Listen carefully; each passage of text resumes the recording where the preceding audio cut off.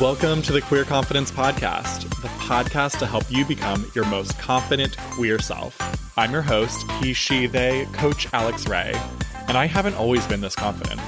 In fact, I used to be super insecure. And through this show, I want to share with you what's worked for me, my clients, and my guests so that you can become more confident. Hello, my unicorns. Welcome back. In today's episode, we're going to talk about resting without guilt or taking a break. And look, I know that resting or taking a break is hard. In our capitalistic society, we're taught to think of time as money. At least those of us that are not on the top. And we're also left with money being a main source of security. So time off or time resting is less secure and leads to us having more worry and more anxiety. Sounds like the opposite of confidence to me. How about you? So I and many of my clients have had a really hard time taking a break. And I'm going to guess that this is probably your experience too. One of the things that I often hear with breaks is the worry about doing it right. That rest has to somehow be the right kind of rest. Rest. Like if you're not reading or doing yoga or journaling, something that's like self-development, self-improvement related, then it's not a good enough rest. And I just want to let you know that that is fucking bullshit. That is programmed into us. That is the productivity goblin, monster, whatever. A break or a rest is not about being perfect or doing it right. That's not rest. That's more work. So we need to drop that, my friend. We need to drop the expectations that you have on yourself to do it right. A rest is relaxation. A rest does not have any goal other than to just be. A rest is just being, it's existing, it's breathing. It can be journaling, it can be meditation or grounding exercises. It can also be throwing barbells around in the gym or learning to do backflips or riding your bike or your unicycle. I don't know. It can be going for a drive with no destination in mind. It can be watching a sunset. It can be walking the dog. It can be hanging out with your best friend. It can be listening to music and letting it just take you on a journey. It can be sitting in a nook and crying because you just can't keep it all together anymore. There is no right way. There is no grade. There's no pressure. Those things aren't rest. Now, ironically, in preparation for today's episode, I kept trying to think of some kind of profound, perfect message that I could give you. And then I realized that that's just another symptom of the problem. We don't live to work. We work as a beautiful part of life. It gives us a sense of purpose and accomplishment, but it's not the only thing. It's time to ask yourself, what do you make your work or productivity mean about you? Why are you so addicted to the hustle? For me, it was because I believed that I was what I do. Like what I do for people, that gave me value. Now, I know that that's not true. I know now that it's actually who I am that gives me value. And my friend, that is absolutely true of you too. It is not what you do. It is not how you do it. It's not how much you do that makes you valuable as a person. No one loves you or adores you, looks up to you, or wants to be your best friend or your lover because of what you do. They want to be in your glorious, amazing, iconic, one-of-a-kind, delicious, give me more presence.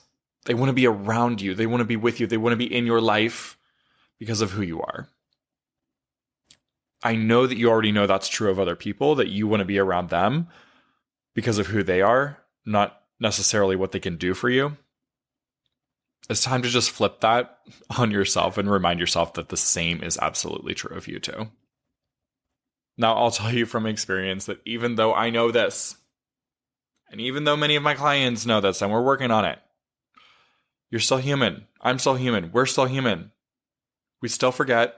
We revert to old ways, and it's okay. I know I revert to my old ways of running myself ragged, and then I have to pause, and I realize, oh shit, why am I so exhausted? Oh yeah, for the last couple weeks, I've been trying to write a book in a month or less. Hell no. Let's drag it out. Let's have a little more time. Doesn't all need to be done. What is this deadline anyway? Why did I set this in the first place? Oh yeah, because that sounded like really productive, and productive equals valuable. It's so fucked up. Let's be done with that shit, huh? Let's at least make a commitment to being done with it. And then when you realize that you're doing it again, just remind yourself, oh yeah, it's that thing I do, and let it go. So please, permission for all of us to be imperfect at resting.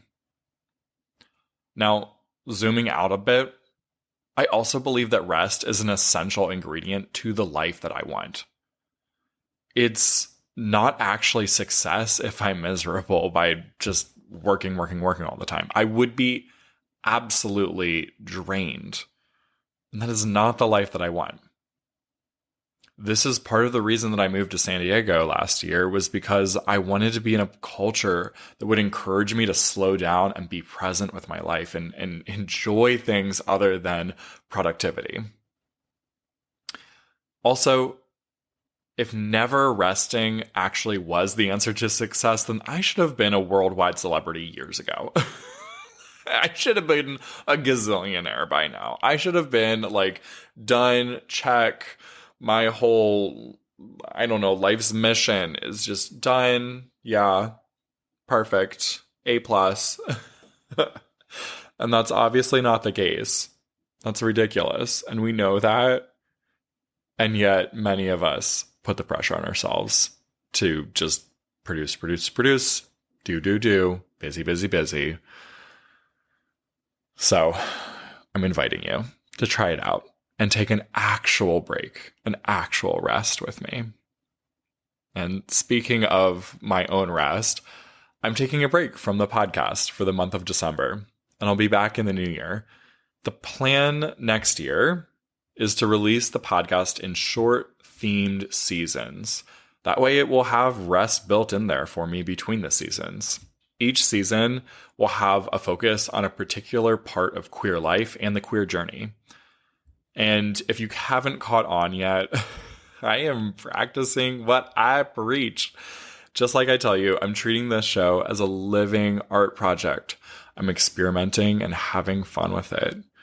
So thank you for coming along with me on this journey. I'm excited to see you in the new year for more impactful solo episodes and meaningful interviews with fabulous guests. If you've been getting a lot out of the show, would you consider making a monthly pledge of just $3 to keep the project going? My birthday is in a couple days, and you can make this my birthday present. I put a lot of time and money into this podcast because I love you, and I care about this mission of spreading queer confidence. If you're benefiting from this show, I would love your support so we can continue the mission. The link to support the show is down in the show notes. And if it's not in the budget for you, would you make sure to tell one friend about the show today? Spreading this message to support queers in becoming more confident is the purpose of this show. Big hugs to all of you, my queer unicorn family. Have a fabulous rest of 2023, and I'll see you next Tuesday. In a few Tuesdays. Bye. If you enjoyed this episode, don't keep it to yourself. Share it with a friend so they too can become more confident. You can also help more people find the show by leaving a 5-star review wherever you listen. And if you want to become a more confident queer with support from yours truly, head to coachalexray.com or use the link down in the show notes. I'm looking forward to working with you.